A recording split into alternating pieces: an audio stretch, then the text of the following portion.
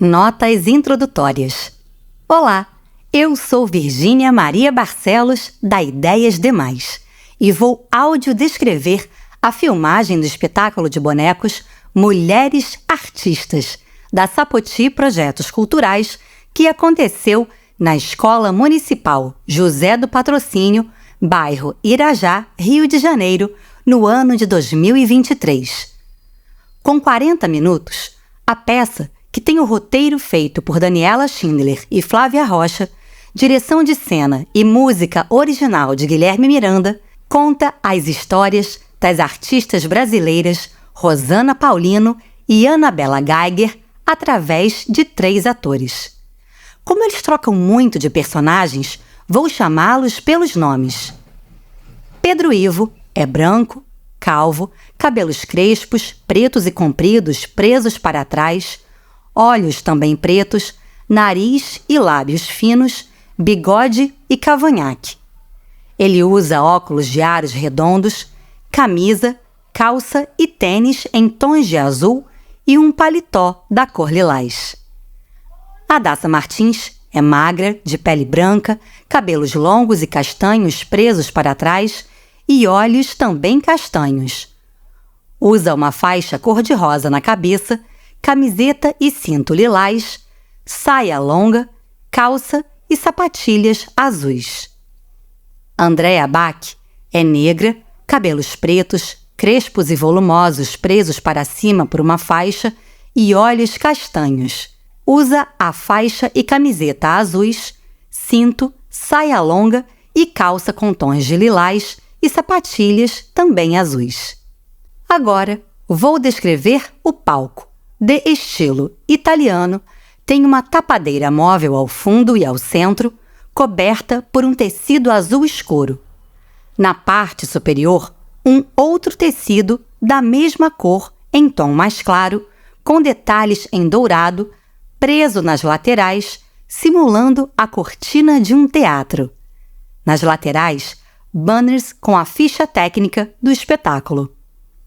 Na frente do banner da esquerda, Pedro, sentado, toca um violão com um microfone em um pedestal e uma estante com partituras. Enquanto ele toca, as atrizes entram e saem de cena pelas laterais da tapadeira, trazendo bonecos e adereços como, por exemplo, tapetes que reproduzem mapas e pinturas importantes. Quando cantam, dançam sorridentes. Durante a filmagem, a câmera destaca reações da jovem plateia, que, atentos, sorriem e comentam com os colegas próximos. A arte do card da peça é um quadrado subdividido em outros 4. Em cada um, uma ilustração. No primeiro, o perfil de uma mulher negra de cabelos e olhos pretos. À direita, uma palheta com tintas e um pincel. No canto inferior esquerdo, uma flor cor violeta sobre fundo azul. À direita, outra mulher de cabelos castanhos, olhos pretos e boca vermelha. Logo abaixo, em azul, o título da peça. Card. Prefeitura da cidade do Rio de Janeiro, Secretaria Municipal de Cultura apresentam a arte da peça Mulheres Artistas. Realização Sapoti. Patrocínio Sotrec. Barra com 3 logomarcas. Pro Carioca. Lei Municipal de Incentivo à Cultura, Lei do ISS. Rio, capital do G20, Brasil 2024. Prefeitura da cidade do Rio de Janeiro, Secretaria Municipal de Cultura.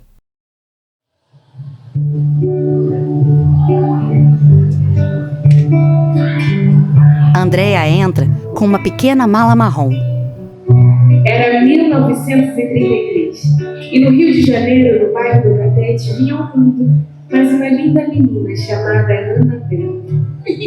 Adassa com uma boneca de laços, vestido e sapatos azuis. Os seus pais vieram da Polônia no ano de 1920, buscando, e eles falavam 2 línguas, o polonês, Dzień dobry, e o Yiddish. Good morning. Bom dia! O Yiddish é uma língua que mistura duas outras, o alemão antigo e o hebraico. Anabela lembrava do seu pai Jacó falando: cai água, porque não conseguia de jeito nenhum decorar o verbo chover. Elas trocam olhares e sorriem, saem de cena e Pedro canta.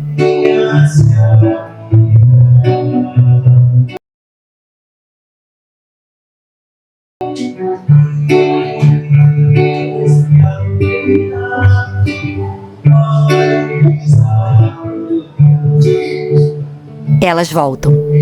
Da janela dos fundos do apartamento, eu via 10 casas de vila, onde moravam famílias portuguesas e italianas. Eu brincava com os filhos de outros imigrantes como nós. O português aprendi com sotaque mineiro, falando que a moça que veio trabalhar lá em casa era de Minas. Como se não bastasse as 3 línguas, aos 7 anos, Anabela foi matriculada na escola francesa. Francesa! Naquele tempo tudo que era chique era francês. Papai decorava a casa com papéis de parede francês. Ele tinha um olhar para moda e decoração. Pendurava quadros e espelhos que tinha trazido da Europa, além do piano que chegou aqui de navio. Tocar piano era muito elegante, só que a Anabela tinha pavor a aprender. Na hora da classe, ela se fugia, se escondia no quintal. Mas a sua irmã, ela aprendeu deixando os pais contentes. Afinal, fazia parte da tradição europeia tocar piano, independente se a família era rica ou não. Mas o que a Anabela gostava mesmo era de desenhar. Acho que esse gosto ela herdou do pai, nascido numa família de artesãos que produziam malas, bolsas e artigos em couro. Naquela casa não tinha essa divisão boba de tarefas que são para homens e tarefas que são para mulheres. Antigamente nem eram comuns as fábricas de produção de peças íntimas. Calcinhas e sutiãs era produzido dentro de casa. E quando chegou no Rio de Janeiro, foi o seu pai Jacó que começou a produzir os sutiãs da sua esposa Dona Golda e os vestidos das filhinhas. Papai fez um curso de corte e costura de roupas femininas e mais tarde inaugurou a Nino Modas, uma loja de vestidos sofisticados na Rua do Catete. A vitrine de tão bonita fazia com que as clientes se sentissem em Paris. E aos 12 anos, Anabela se matriculou num concurso de desenho. E o tema era... Paris, libertada do nazismo! Era o ano de 1945. A Segunda Guerra Mundial ela já tinha 6 anos e finalmente terminara. Anabela começou a procurar nos livros, na enciclopédia, na biblioteca, um símbolo que representasse a capital francesa. E ela achou a Torre Eiffel! Allons enfants de la patrie. Numa folha de cartolina, Anabela pintou a torre com 2 crianças que vestiam um uniforme azul com detalhes em vermelho, as cores da bandeira francesa. O trabalho ganhou o primeiro lugar! Andréa com um cavalete. E assim iniciou a sua vida de artista. Aos 13 anos, Anabela começou a ter aula de desenho com uma artista chamada Feigal Strover. Ela era judia, de origem polonesa-alemã. Era refugiada de guerra e que depois veio a ser artista premiada no Brasil. Com o olhar de Feigal descobri o que uma artista pode ser. E eu que copiava tudo, desenhava tudo que via na TV. As estrelas do cinema sempre eram meu tema. Com o olhar de Feigal descobri minha função, um ser inserido no mundo em constante revolução. Revolução. Mas a mãe de Anabela, Dona Golda, não acreditava que vida de artista era uma opção. Imigrantes, assim como a maioria de nós brasileiros, né, estão sempre muito preocupados com o sustento. Mas Anabela ia escondida até aulas, pegava o bonde e quando chovia ou caía água, como dizia seu pai, molhava todos os trabalhos. Mas ela ia mesmo assim.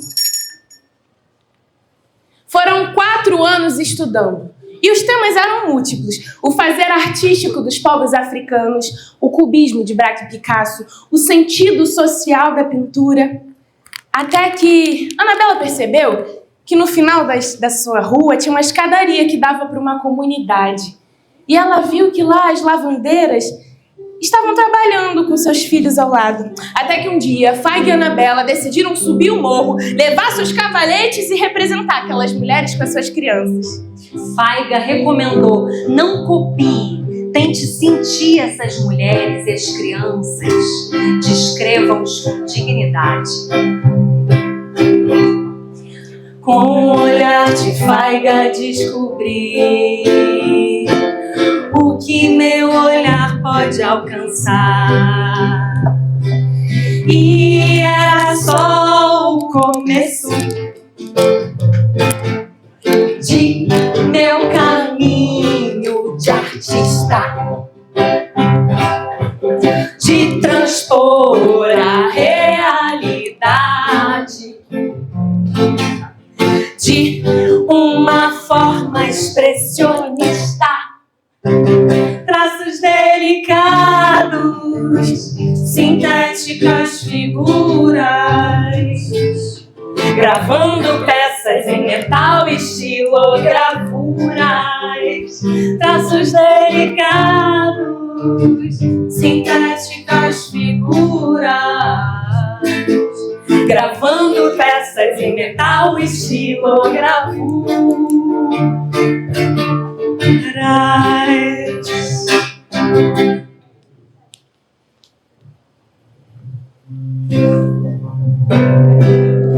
A Daça com a boneca de Ana, agora uma mulher, e Andréa com uma pintura abstrata. Nas aulas também pintavam naturezas mortas, como vaso de plantas, frutas, e aos poucos foram experimentando o abstracionismo, que era uma nova linguagem artística que surgia na época. Como podem ver, uma laranja, por exemplo, não precisava ter as cores dentro das linhas do desenho. Uma toalha de mesa passa a ser uma dobradura com uma linha preta que sobe. Veio então o convite para participar da primeira exposição de arte abstrata no Hotel Quitandinha, em Petrópolis. Isso foi lá em 1953. Estado do Rio de Janeiro, Petrópolis. O Hotel Quitandinha ficou muito conhecido porque no carnaval recebia vários artistas famosos de Hollywood. E eles queriam comprar tudo, eles ficaram impressionados com todas as obras. Imagina que nem em Nova York ainda tinha acontecido uma exposição de arte abstrata. Os famosos queriam comprar, mas nada na exposição tinha preço. Acho que os artistas não acreditavam que ia ser um sucesso. E eu acabei não participando. A minha mãe não me deixou ir. Não achava seguro que eu, uma mocinha na época, viajasse sozinha. Mas sozinha, Anabela não ficaria por muito tempo não, hein? Fica quieta, menina! Uma bela tarde, voltando da faculdade pelas ruas do centro, Anabela viu na portaria de um prédio um homem, que lhe deu um oi. Pedro com um boneco. Oi. Encontrei meu futuro marido dobrando uma esquina! O que é o destino? O moço trabalhava no IBGE e justo naquele dia ele estava na portaria do prédio. Oi, Pedro Geiger. E teve um segundo encontro e um terceiro encontro. E no terceiro encontro, Anabela concordou em lhe dar o número de telefone de casa, que o moço rapidamente anotou num pedaço de jornal que trazia debaixo do braço. Ligou no domingo. Dali a pouco eles já estavam juntos e casados. Pedro era geógrafo e junto dele os mapas entraram com mais força na vida de Anabela. Então, Elas se movem lentamente. em 1969, o homem pisou na Lua! É um pequeno passo para o homem, mas um grande passo para a humanidade, disse o astronauta americano. 500 mil de pessoas acompanhavam a missão pelos televisores. E alguns meses depois, Anabela decidiu ligar para o consulado americano pedindo uma fotinha da superfície da Lua. Mas, para sua surpresa, eles enviaram uma coleção inteira de imagens da Lua feitas pela NASA, a Agência Espacial Americana. Anabela pegou essas fotos e fez uma série de gravuras em tons azulados, intitulada Fase Lunar. O mapa é uma representação que traz dados. Redesenhados, eles ganham grandes proporções. Anabela estava apaixonada não apenas por mim, mas também pelo mapa. E pensou em criar uma geopoética com a distorção dele. Os mapas com contorno de metal entraram na obra de Anabela nos anos 70. O pai dela fazia forminhas de biscoito, com tanto cuidado, cortando latas de aveia. Olha aí as memórias influenciando a sua arte. Assim como ele, Anabela começou a cortar e dobrar com alicate folhas de cobre, mas as forminhas da Anabela não eram de biscoito, eram de situações geográficas, contornos do mapa do Brasil, da América Latina.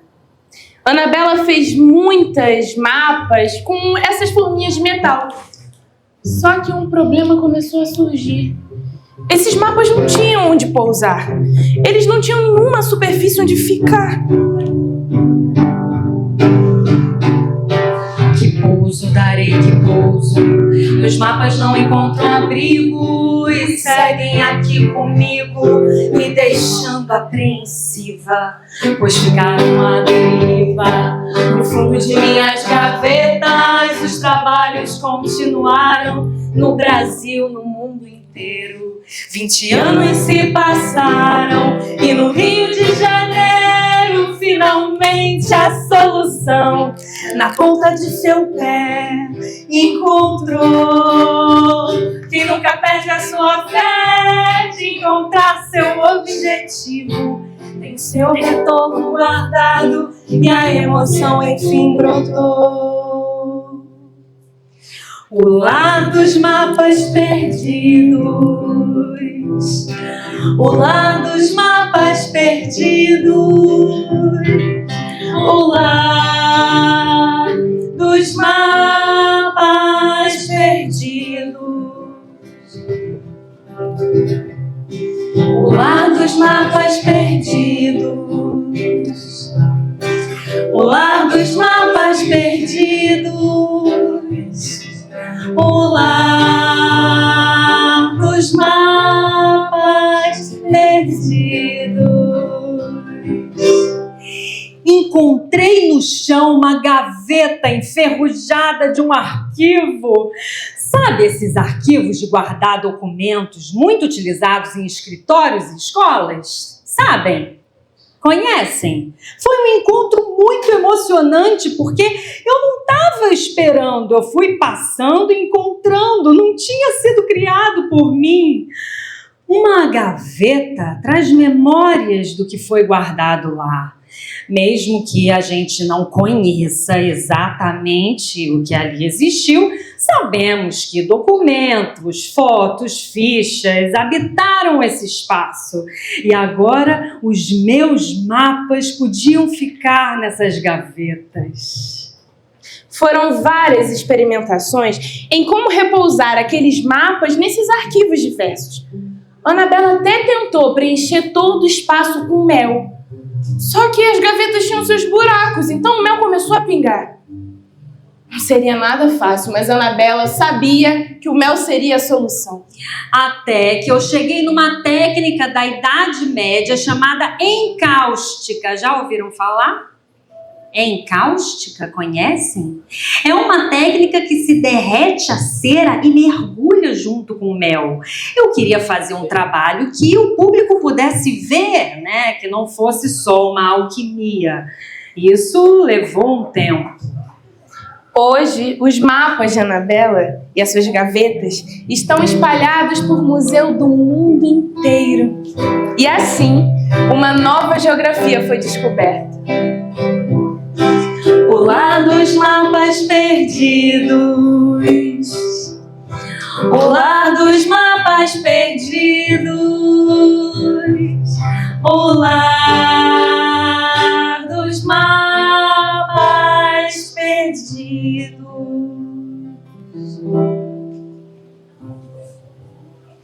Há 56 anos atrás, em 1967, lá no bairro da Freguesia do Ó, em São Paulo, vinha ao mundo, na casa da família Paulina, mais uma linda menina, a Rosana. E que logo formou um trio com a chegada das suas duas irmãs, a Cida e a Nice. E se 3 é bom, 4 é melhor ainda. Logo formou um quarteto com a chegada da sua irmã caçula, a Sandra. Ah, era outra vida, gente, de casas com quintais e árvores frutíferas. E naquela casa de paredes pintadas de amarelo, tinha abacateiro, pé de mamão, pé de amora, limoeiro, goiabeira. Crescia também no terreno cana-de-açúcar e ervas boas para um chá, como boldo e alecrim. Aí não faltava planta de proteção, espada de São Jorge. Naquela casa tinha muitas flores, muitas frutas deliciosas. E também no quintal tinha um galinheiro. Bons tempos. Ah, sim, tempos de quintais. A sua mãe, a dona Lourdes, era bordadeira e ensinou as 4 filhas a tecer os pontos.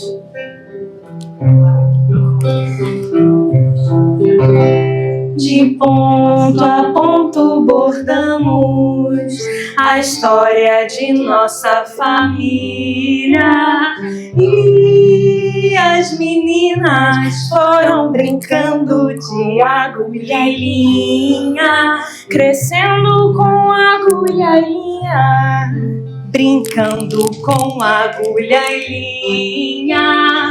E as meninas foram brincando com agulha e linha. Linhas também nos desenhos, embaixo das sombras frescas das árvores.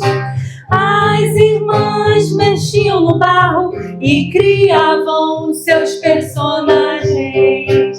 De ponto a ponto bordamos linhas também nos desenhos. As irmãs mexiam no barro e criavam seus personagens. Ali pertinho corria um riacho. O terreno nas margens era macio, gostoso de mexer. Dona Lourdes mostrou às meninas Nice, Cida, Sandra e Rosana como cavar o chão bem fundo para encontrar o melhor barro, o mais maleável para modelar. Uma boneca negra. Eu gostava de brincar no mar. Eu modelava eles e deixava no sol secando. Quando eles secavam, eu recolhia, pintava e enfeitava com flores e pedrinhas. A sua mãe, a dona Lourdes, percebendo o talento da filha, começou a procurar nos jornais, nas revistas, cursos de arte, recortava e dava para sua filhinha. A mamãe, ela foi muito importante para mim. Tanto quando eu comecei meu trabalho de artista, ela esteve presente nos meus 2 trabalhos, Rainha do Lar e Parede da Memória. Rosana cresceu, gostava de estudar e era boa aluna. Não é fácil entrar para uma faculdade, né? Mas Rosana passou para o curso de gravura de uma das maiores universidades do país, a USP, a Universidade de São Paulo. Ingressar na universidade não é para qualquer um. Mas por que não? Hoje, com o sistema de cotas, Muitas pessoas tiveram vários sonhos realizados. Quando eu entrei para a universidade, eu era uma das raras mulheres negras. E eu sempre fiquei me perguntando, por que tem que ser tão difícil para alguns as vidas? Por que as oportunidades elas não chegam para todo mundo? A Rosana percebeu que muitas pessoas pensavam como ela, mas ainda não era um tema falado em voz alta. Eu pego todo o meu trabalho, pego toda a verdade que está debaixo do tapete, varro e a exponho nas paredes dos museus. Quem sabe o meu olhar talvez não transforme a sociedade. Quem sabe meu olhar não ajude o mundo a mudar. E quem sabe meu olhar não ajude o mundo a mudar. Elas entram com 2 estandartes que reproduzem pinturas clássicas. Quando entrou na universidade, foi aí que Rosana começou a perceber como o ensino da arte que ela aprendia desde a escola era todo voltada para a Europa. Quando ela via os livros, quando ela assistia às aulas, ela via que só tinha referencial de Roma, de Itália, de França. Aí não dá, né? Esses quadros aqui que ela aprendeu na universidade. Esse aqui se chama A Primavera, de Botticelli. Essa Vênus, estão olhando bem a Vênus? Embaixo do Cupido. Ela se parece comigo ou com a Rosana? O que vocês acham? Acho que parece? Não, né? Nenhuma delas parece. Eu acho que o Renascimento italiano não tem nada a ver com você, nem com a Rosana. Eu acho.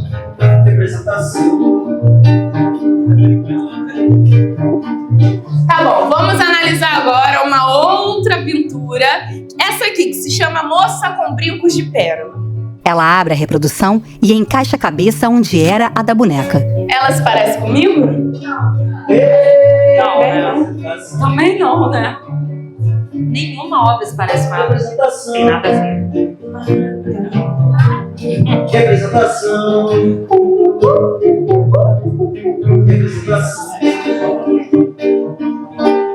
Tá bom, a Rosana tinha razão, né? Só dava europeu, a maioria europeus brancos, homens brancos representando só mulheres brancas. E ela começou a se questionar. É só esse povo que produz arte? Será que existe algum outro povo que produz arte também? A Rosana Paulina, então, como artista que já era, inteligente, questionadora, olhando para a história da arte do Brasil e do mundo, percebeu que ela queria mesmo era contar outra história. Ela precisava contar outra história, né? Porque... E foi assim, quando eu ingressei na universidade, que eu comecei a perceber tudo isso. Um belo dia, eu estava em casa, abrindo uma caixa de fotografias antigas, tudo em preto e branco, e eu vi ali inspiração nas minhas origens, nas minhas raízes. Eu vi fotografias dos meus bisavós, dos meus avós, coloquei tudo em cima da mesa e veio a inspiração para minha primeira exposição, A Parede da Memória. Vocês devem estar se perguntando, ué, gente, foto preta e branca? Mas aqui tem umas fotinhas coloridas, tá dando pra ver? Tá dando pra ver? Sabe por quê? Antigamente as pessoas tinham o hábito de pintar com tinta mesmo as fotografias, já que era tudo preto e branco, sabe? E foi isso que a Rosana fez. Vocês estão vendo essa menininha aqui de vestido rosa? Essas 2 irmãs de vestido amarelo? Esse senhor ali de vestido azul? E vocês estão vendo onde todos eles estão? Esses saquinhos se chama patuá. O meu pai, ele era da Umbanda. E lá na porta de casa tinha um patuazinho pendurado para proteger a família. Vou pedir para minha amiga aqui trazer um para mostrar para vocês, tá bom? E não era só o pai da Rosana, não. Na família dela, outras pessoas também seguiam religiões de matriz africana. A tia dela era mãe de santo e as irmãs eram mães pequenas. Andréa entra com um patuá do tamanho de uma almofada de sofá com uma pessoa ao centro. A Daça toca pandeiro. Agora, elas trocam os objetos entre si. O que tem dentro do pato? As patoas são amuletos feitos de tecido. O que leva o pato? A dentro dele tem uma égua com um cheiro símbolo. Pra que serve o pato? Para proteger a pessoa onde quer que vá. Pra que serve o pato? Para proteger aquela casa onde ele está. Proteção não quer demais. No bolso ele fica e daqui não sai. Proteção não quer demais. Eu sinto a proteção que o pato me traz. Proteção não quer demais. No bolso ele fica e daqui não sai. Proteção não quer demais. Eu sinto a proteção que o pato me traz. Ai, proteção nunca é demais, né? Eu concordo com você. A Rosana selecionou 11 fotos de familiares, fez impressões em tecido e repetiu várias vezes, costurando assim, ó, nas almofadinhas. Numa montagem, gente, essa obra chegou a ter 1.300 peças. Imagina só. Eu fico olhando essa obra e me lembra algum jogo. Parede da memória. Ó, repete essa senhora aqui de novo. E nessa obra, a memória ela vem com outro significado. Ela vem com o significado de preservar a memória, a história daqueles que já não estão mais aqui, daqueles que a gente ama e que já fizeram a passagem. Eu penso que essa obra ela representa a verdadeira ancestralidade da artista. Repara, a Rosana mesmo não está em nenhuma fotografia, mas parece que aqui está exposto o seu DNA. E parece também que aqui está exposto grandão. Você pode tentar ignorar os nossos olhares, mas terão mais de 1.300 pares apontando para você. A gente está aqui e a gente existe. Pensando nisso, a Rosana começou a observar as outras meninas, mulheres negras ao redor dela. Da família, a mãe dela, as amigas dela. E começou a perceber que nenhuma delas se via na TV, na novela, nos desenhos. É isso hoje, em 2023, né, gente? Só tá começando a mudar, né? Mas a gente ainda tem muito a caminhar. Quando você pensa assim, por exemplo, num padrão de mulher bonita, o que vem na sua cabeça? Padrão, Você referencial de mulher bonita. Mulher bonita, o que você pensa na hora? Ai, mulher padrão, como é que ela é? Hã? Pode falar. O que ele falou? Você ouviu? Cacheada? O que mais? Todo mundo concorda? Quando fala assim, mulher padrão, o que vem na cabeça? Hã? Olha, também tem um senso comum aí de falar que é tipo uma Barbie, né? Aquela mulher magra, não é isso? Magra, né, alta, né? Cabelo liso, muitas vezes. E aí a Rosana começou a colocar todas essas reflexões no seu trabalho. E pensando nisso, nesse padrão de mulher bonita que ela cresceu aprendendo que era tipo Barbie, ela criou essa obra. Imagina, você ser uma menina negra crescendo sem nenhum referencial. Parecia que ela sempre teve seu espelho quebrado. Quando a Rosana começou a trabalhar com arte, ela foi pesquisar uns estudos que eram feitos lá no Brasil colônia. E ela constatou que muitos estudos se diziam científicos, mas eram cruéis, desvalorizavam as pessoas negras e não tinham nada de ciência. Esses estudos eram muito cruéis e fazem a gente reproduzir coisas erradas até hoje, ó. Se a nossa pele é escura e tem um cabelo liso alongado, chamam a gente de moreninha. Agora, se a nossa pele tem o mesmo tom de pele e tem um cabelo crespo que nem eu, aí sim chamam a gente de negra ou preta. Vocês acham que tá certo isso? É isso aí, não tá nem um pouco certo. Se chamarem vocês de moreninha, vocês corrigem na hora. Falam, olha só, eu não sou moreninha, eu sou preta ou pretinha, tá bom? E para fazer esse trabalho aqui, a Rosana pegou vidro de relógio de pulso, sabe? Para lembrar uma experiência de laboratório. Porque para ela, esses suportes de vidro de relógio, que ninguém usa mais, servia para lembrar os recipientes que a gente faz no laboratório para fazer ciência. Ela pegou cada um desses recipientes, colocou a amostra de cabelo e deu um nome de cada mulher. A Dione, Neuza, Silva, Suzete, Elisete, Laura, todas presentes. A Rosana é uma artista contemporânea. contemporânea, né? Quer dizer, ela é dos dias de hoje, ela tá viva, tá trabalhando.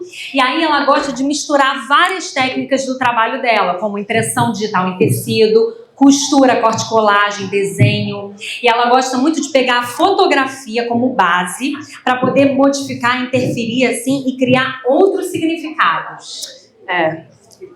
Um dia eu abri um livro de história, de fotos de africanos escravizados, e essas fotos me trazem muita dor, muito lamento para o nosso povo preto em geral.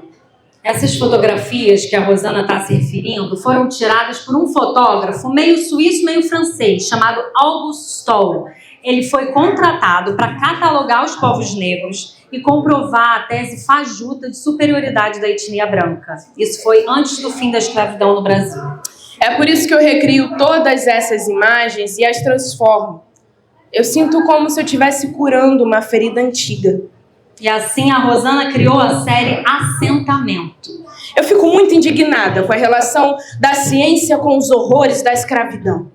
Eu fico muito indignada. Quando eu vi a foto de uma mulher negra, nua, exposta de frente, de lado, de costas, eu primeiro pensei de onde ela é, qual o nome dela, qual a história. Eu não queria que em momento nenhum ela continuasse invisível.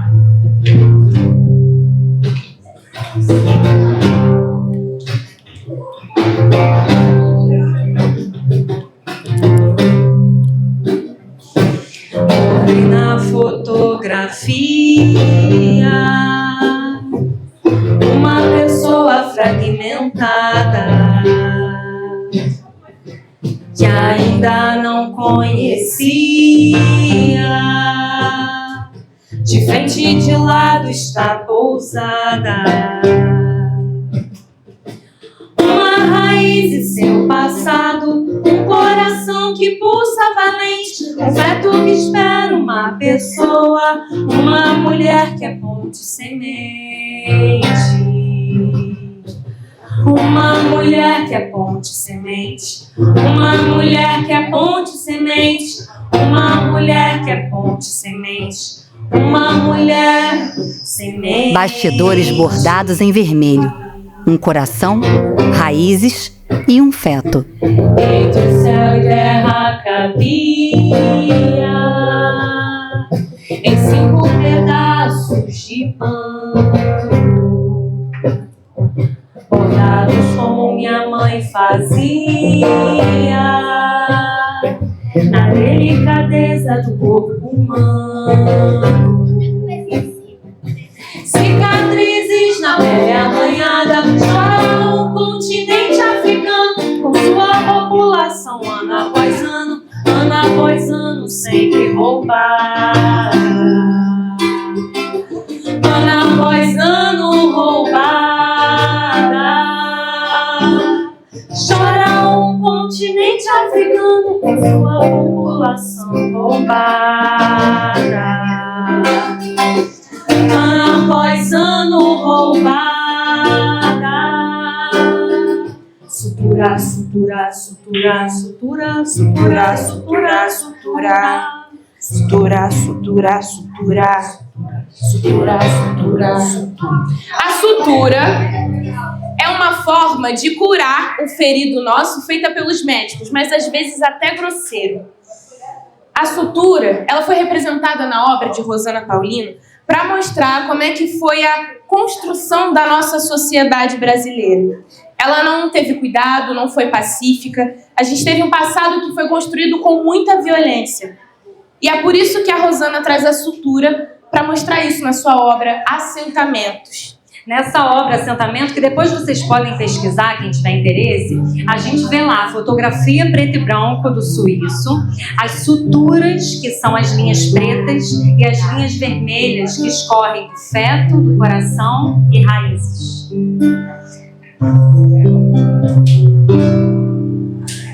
Quero uma arte não excludente,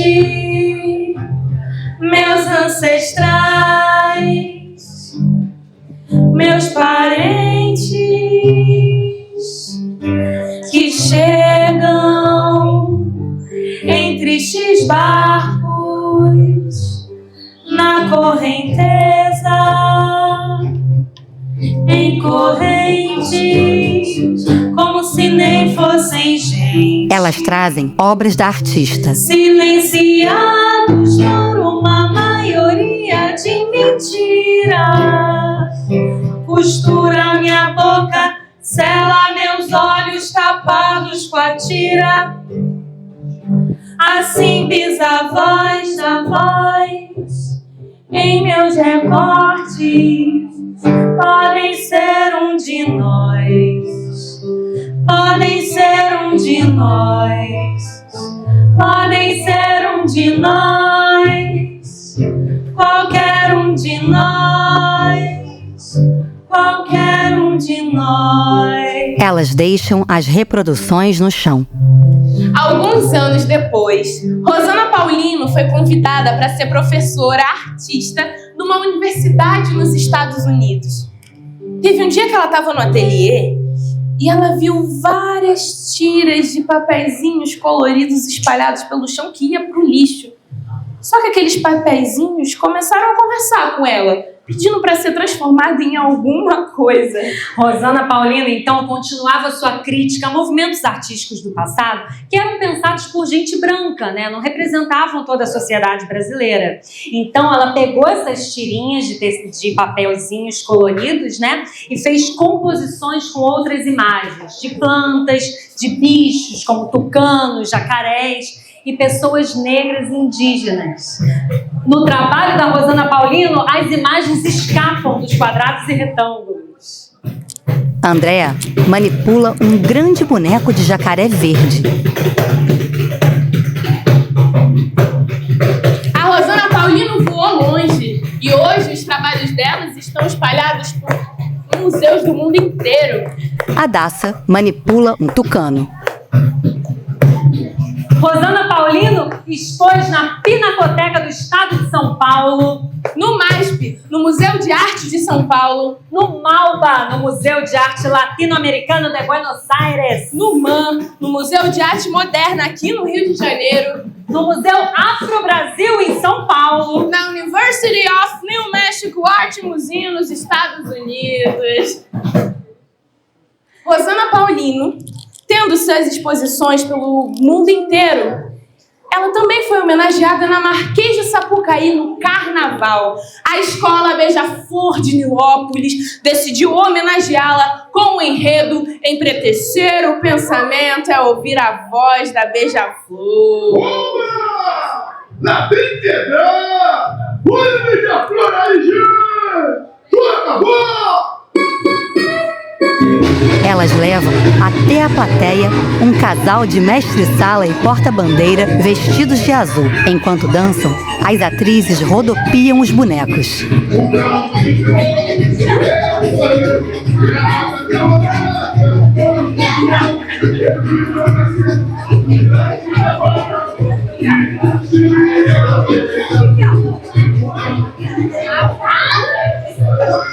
O carnaval é uma cultura muito importante, preservada pela nossa população, para mostrar as tradições africanas num desfile. A família de Rosana Paulino amava carnaval. Atrás da casa da família dela tinha uma fábrica de adereços, onde eram produzidas fantasias, máscaras de cowboy, máscaras de palhaço. O carnaval é muito importante para preservar toda a nossa cultura. Foi no carnaval que a Rosana viu pela primeira vez pessoas pretas sendo representadas com toda a sua individualidade, sua potência e força ancestral. Viva o carnaval! Abram alas pro Rei Pelé, pro Grande Otelo e pra Passista Pinar. Abram alas para os escritores negros Carolina Maria de Jesus, Djamila Ribeiro, Lima Barreto, Cruz de Souza. Abram alas pra Anabela Geiger. Abram alas para Rosana Paulino. Abram alas para mulheres artistas. Elas, com os bonecos nas mãos, agradecem flexionando o tronco para frente em direção ao chão. Depois, olham em direção a Pedro, que também agradece. Obrigada, gente! O público aplaude e elas saem. Ficha técnica. Projeto Mulheres Artistas, Mala de Histórias, WSC 7001-2020. Atrizes: Andréa Bach e Adassa Martins. Músico: Pedro Ivo. Coordenação geral: Daniela Schindler. Roteiro: Daniela Schindler e Flávia Rocha. Direção de cena e musical: Guilherme Miranda. Composições originais: Guilherme Miranda. Adereços e figurinos: Flávia Rocha. Bonecos e adereços: Aline Rocha e Carla Deluca. Costura e modelagem: Ângela Loesch e Rita de Cássia. Logo: Camilo Martins. Produção executiva: Thaís Soares, Rodrigo Coelho e Mariana Rigoli. Audiodescrição: Virgínia Maria Barcelos. Ideias demais. Edição de audiodescrição: Paulo Richard Ramos. Janela de Libras: Dinalva Andrade. Filmagem: Backstage Marketing LTDA. Mulheres Artistas, Malas de Histórias é patrocinado pela Prefeitura da cidade do Rio de Janeiro, Secretaria Municipal de Cultura e Sotrec, por meio da Lei Municipal de Incentivo à Cultura, Lei do ISS.